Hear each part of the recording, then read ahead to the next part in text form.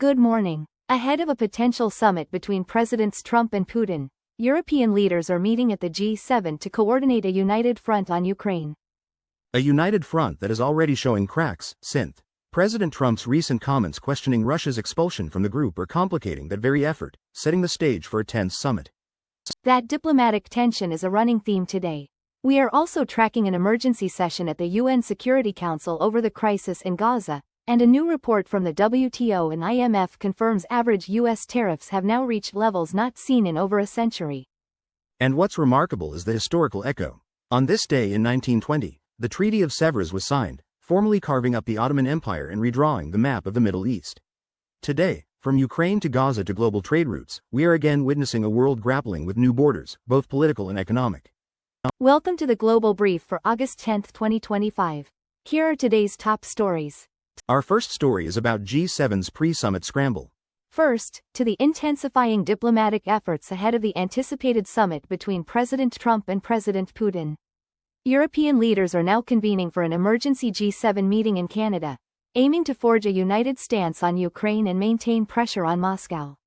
These discussions are also bringing together other key allies, including Australia's Prime Minister, underscoring the broad scope of concerns. And since this scramble for unity is particularly critical given President Trump's recent remarks. His public questioning of Russia's expulsion from the G7, formerly the G8, introduces a significant point of friction within the Western alliance even before the main summit begins. It highlights the inherent challenge in presenting a genuinely cohesive front when key members hold diverging views on fundamental approaches to Russia. And it's important to underscore, since, that this reporting is robustly corroborated by multiple international sources, focusing on the publicly stated positions of all involved governments, confirming the centrality of this potential Trump-Putin meeting. So, the G7 is less about pre-summit alignment and more about damage control, or perhaps internal negotiation, even before the primary talks begin. Precisely. This G7 gathering isn't just about Ukraine, it's a litmus test for the future of Western cohesion itself. The long-term implication here, since, is that a failure to present a truly united front now could fundamentally weaken the collective bargaining power of these alliances. It risks signaling to Moscow, and indeed to other global actors, that the Western bloc is fragmented, potentially encouraging more assertive actions from revisionist powers who might see an opportunity in perceived disunity. It could reshape the very architecture of global diplomacy, moving away from a unified bloc approach towards more bilateral, and potentially less stable, arrangements. Next up, Gaza's UN statehood bid. Turning now to the Middle East, the escalating humanitarian crisis in Gaza has prompted an emergency session of the UN Security Council, with the Arab League also coordinating its own meeting with the UN to address the conflict. In a significant diplomatic development, Palestinian Authority President Mahmoud Abbas is reportedly considering seeking full recognition for a Palestinian state at the UN General Assembly. And since, this potential UN statehood bid is already generating strong international reactions. U.S. Senator Marco Rubio has condemned the move, while some Australian government figures suggest historical precedent exists for recognizing states under occupation. Nations like Austria oppose any expansion of Israeli military operations.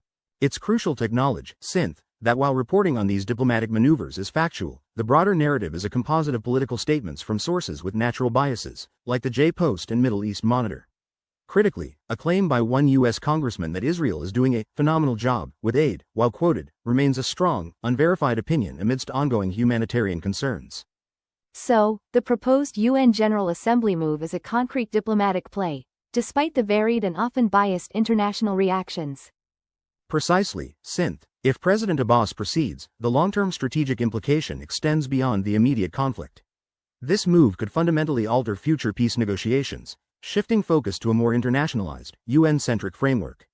It would force many nations to take a definitive stance, potentially redefining relationships and alliances, creating either consensus or deepening geopolitical fault lines, and prolonged instability without necessarily resolving the humanitarian crisis. Next up, America's tariff wall. Next, to the global economic landscape. A joint analysis by the World Trade Organization and the International Monetary Fund reveals a significant shift in trade policy. Average U.S. tariffs have now exceeded 20%, a level not witnessed since the 1910s, signaling considerable stress on the established global trade system. And since, this isn't just a statistical anomaly, it's a profound historical echo. The last time we saw U.S. tariff levels this high, it preceded a period of intense economic nationalism and instability. What's also highlighted by the IMF's latest World Economic Outlook, amidst this environment of increased protectionism, is the notable resilience and strength of India's economy. It's important to note, that while the data on U.S. tariffs comes directly from the WTO and IMF, the emphasis on India's economic strength, while rooted in the same report, is understandably a prominent narrative in Indian media, reflecting a national perspective. So, a clear signal of global trade fragmentation, with some nations finding unexpected resilience. Precisely. The long-term strategic implication here is multifaceted. These escalating tariffs and the broader surge in protectionism could fundamentally redraw global supply chains, potentially leading to a more bifurcated world economy. Crucially, it creates significant uncertainty for major multilateral infrastructure initiatives, like the ambitious India-Middle East-Europe Economic Corridor, or IMEC. The ongoing conflict in Gaza, combined with these protectionist economic headwinds, directly questions the viability and attractiveness of such grand projects, risking a retreat from global interconnectivity towards regionalized, and potentially less efficient, economic blocs. This could redefine economic power centers and alliances for decades to come. Next up, Thai-Cambodia border flare-up. Next up, U.S. sanctions target Iran tech. Our next story, U.S. sanctions target Iran tech. The U.S. Treasury Department has announced a new round of sanctions against Iran, directly targeting individuals and financial figures connected to the country's technology sector and digital payment networks. This action is the latest move in Washington's ongoing campaign of economic pressure, designed to disrupt what it describes as illicit offshore financial activities by Tehran. And this continues a pattern of targeted economic measures. What's crucial to understand about this particular report is its high level of verification. This is a factual account of an official action taken by the U.S. government, and the event itself is confirmed by both Western and Iranian news sources. This broad corroboration gives us very high confidence in the core details of these new sanctions. So, a concrete and well-substantiated escalation in the U.S. economic campaign against Iran. Precisely, the long-term strategic implication here is multifaceted. These sanctions not only aim to constrict Iran's financial pathways but also push the boundaries of digital financial warfare. It forces Iran, and potentially other nations under similar pressure, to innovate in their efforts to circumvent traditional financial systems, accelerating the development of alternative digital payment networks and potentially new forms of illicit finance. This could reshape how future international sanctions are conceptualized and enforced, creating a more complex and decentralized global financial landscape, and intensifying a silent cyber-economic conflict. Next up, Sudan's deepening crisis.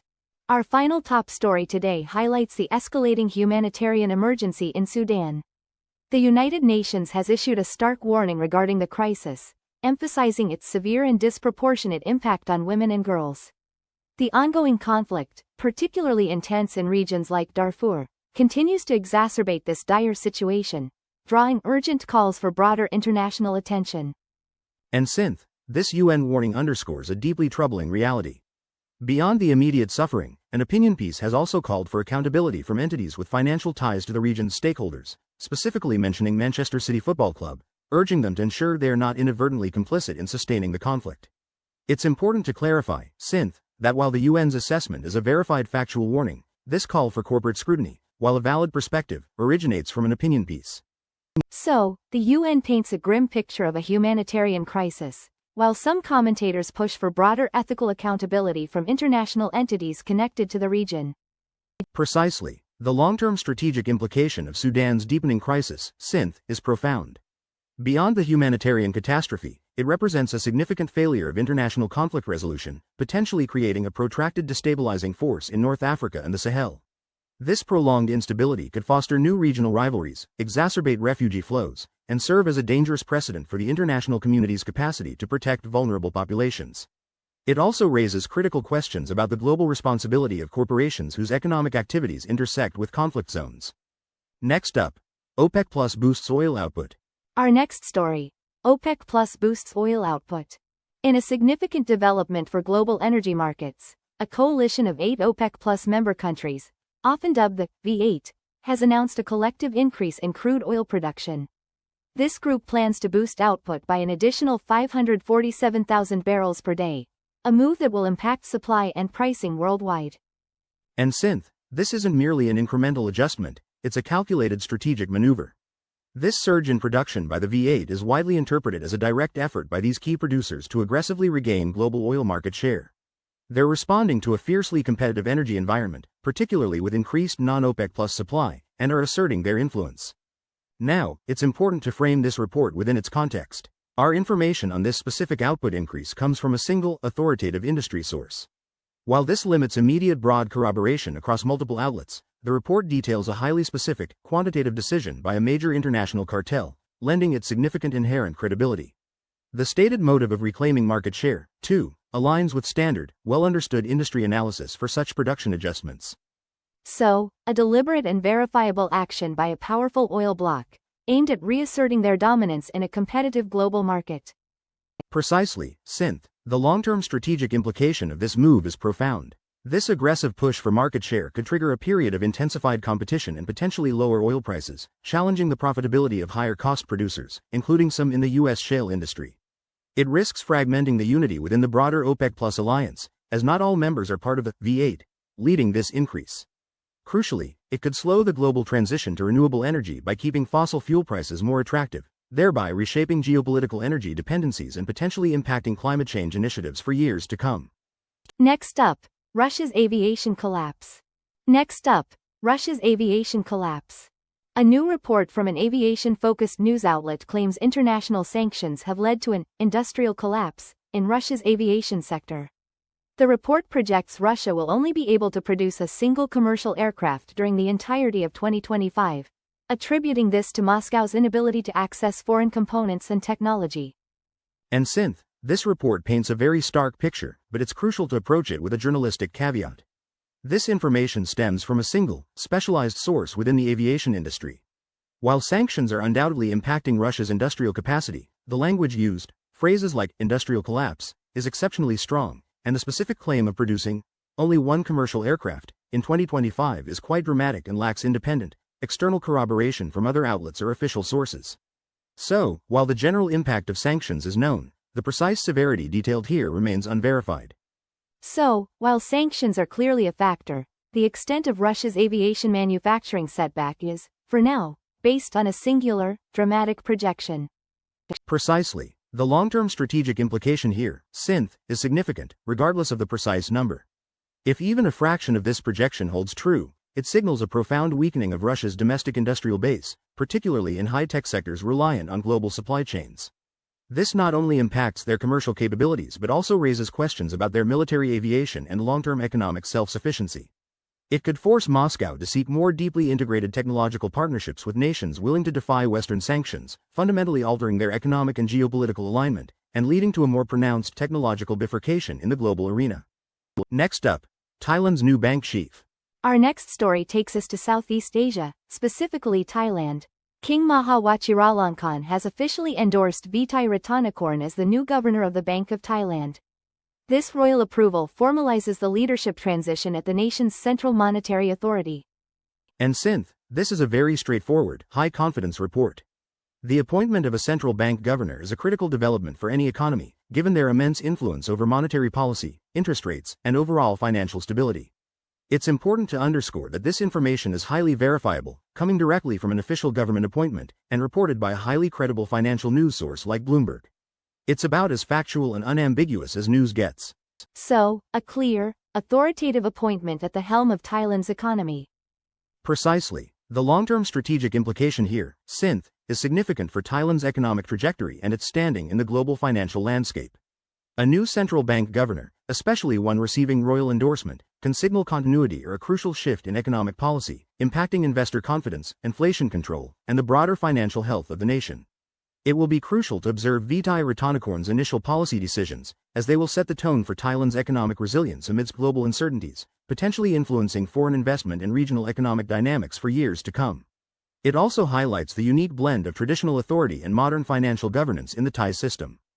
Recapping our main theme, from the G7 to the UN to the WTO, established global frameworks are facing significant pressure and fragmentation. Which leaves us with a fundamental question for the near future. Are we witnessing the chaotic but necessary birth of a new global order, or simply the unraveling of the old one? The answer remains unwritten. We want to know what you think. Subscribe for nuanced global analysis, and share your perspective in the comments below. Thank you for joining us. For Echo, I'm Synth. This is the Global Brief.